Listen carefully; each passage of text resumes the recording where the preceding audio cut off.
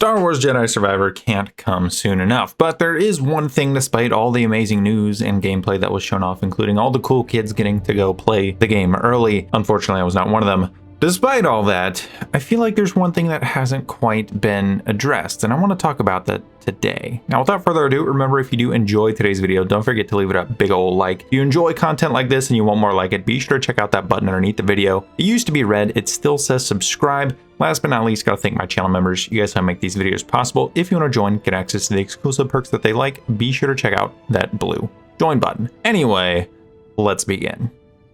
So what is this thing that I'm talking about? Well, you can probably tell by the title and thumbnail sort of what I'm getting at. That is Jedi Survivor different enough from Star Wars Jedi Fallen Order? I think one of the first things a lot of people mentioned, I even got comments on it on videos that I had done previously on this game, is this game looks very similar to Fallen Order, which makes sense given that it is a sequel to Fallen Order, but I think a lot of people were expecting a little bit more change to the game. But did it need that much changing? What makes a good sequel, and how much really does need to be changed? These are all questions that I'm gonna at least try to answer today. First things first, speaking of how different it is in terms of size from Jedi Fallen Order, not just in terms of actual map sizes, the actual gigabytes of the game was just released. It's about triple the file size of what Fallen Order was. We're up pushing about 150 gigabytes, so I'm sure there's going to be a few changes, and they're not just going to be graphical enhancements. We already know that there are going to be more planets that we're going to be able to visit, and a lot of these worlds are going to be much more open than in Fallen Order. In Fallen Order, a lot of the planets offered some amount of exploration. You can find those little Force echoes, some hidden boss fights, but each individual planet was pretty linear. You got there and you could take various paths to different places on the planet to get to your story objective, and that was essentially it. And then you'd come back with new skills, and that would unlock another piece of it, and so on and so forth. This game seems to give you a bit more freedom on each planet, at least from what we've heard and what has been told to us by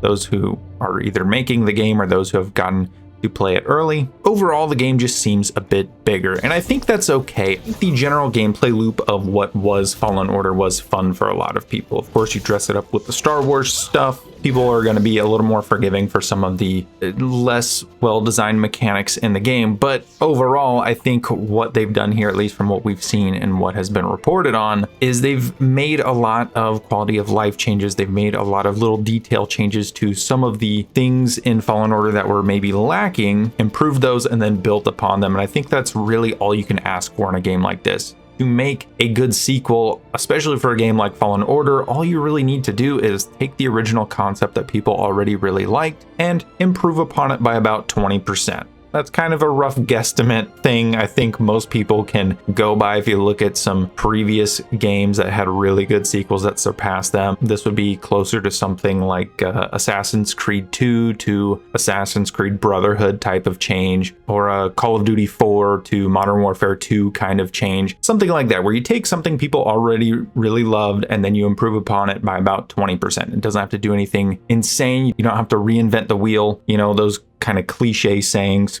But this game does make some really awesome changes as well. Of course, we're still Cal, we're still a Jedi going on our path through the Force, and it appears that there's going to be some tomb raiding and some fun things here and there, some hidden boss fights we'll uncover. But they've also taken the garden from the ship, from the Mantis ship in Fallen Order, and what they've done is they're like, well, you know what, you're actually going to be buddies with Grease. Grease is going to have a cantina, and that garden is actually going to be the roof of that cantina. Have fun with that. They've added an economy. There was no economy in Fallen Order. You just found pieces to things like lightsabers or found ponchos. In this game, you can buy different outfits and you can mix and match those in different ways to make Cal look a certain way, or pieces to lightsabers. There is I don't remember what the actual currency is called. There is a currency in the game where you can use that to trade for these types of things.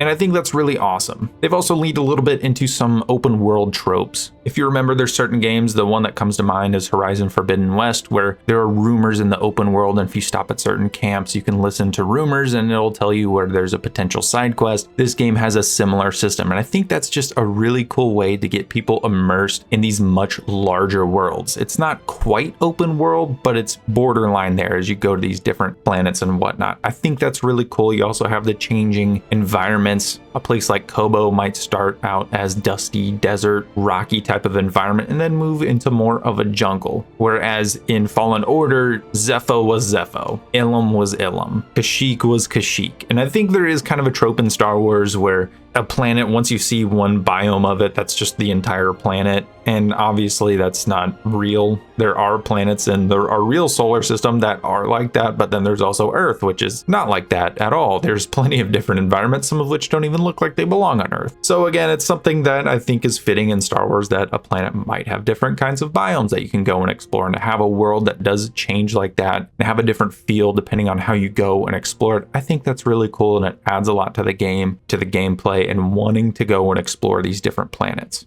Overall, I think Jedi Survivor does do enough, at least from what I can tell, to actually justify its own existence, its own changes, whether it's the much more detailed customization for Cal or for your lightsaber, or the much more open worlds with side quests and rumors you can listen to, or even down to the fact that Grease's Cantina has, and Rambler's Reach in general, is this little town that you can go and build up and explore. I think that's really awesome, and it justifies its own size, and it has plenty of changes to it that I think a lot of people like. Yes, the first game was very direct. It was a linear story. You were trying to achieve a certain thing and everything pointed toward that particular thing. But this game, I think, is not only going to be about what we're going after in terms of a story, but it's also going to be a Star Wars world that we can live in for a while. Something more akin to an open world while still having that singular narrative focus. I think that's really cool, and I think that's really what people probably would have wanted from Jedi Fallen Order. There wasn't much to do outside of the story, and I did love the story, but you can only replay a linear story so many times, and I think that's what they're trying to accomplish here. Get you invested more in the places that you're going, more into what you're doing, more into the characters that you're going to be surrounded by in places like a Rambler's Reach where you can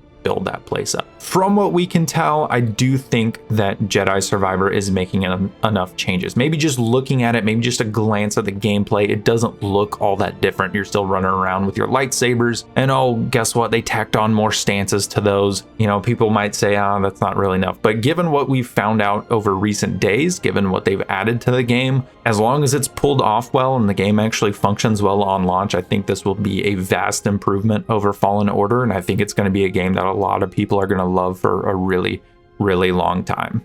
Again, I'll save final judgment for when we actually get hands-on and we can actually experience this game for what it is, but from what I can tell, if you liked Fallen Order, I think you're going to love Survivor, and you might like it that much more. So anyway, let me know down below, what do you think? Do you think Jedi Survivor does enough different from Jedi Fallen Order, at least from what you can tell, or maybe you were one of the lucky ones that got hands-on? Anyway, let me know down below. Thank you so much for watching, and I will see you in the next video.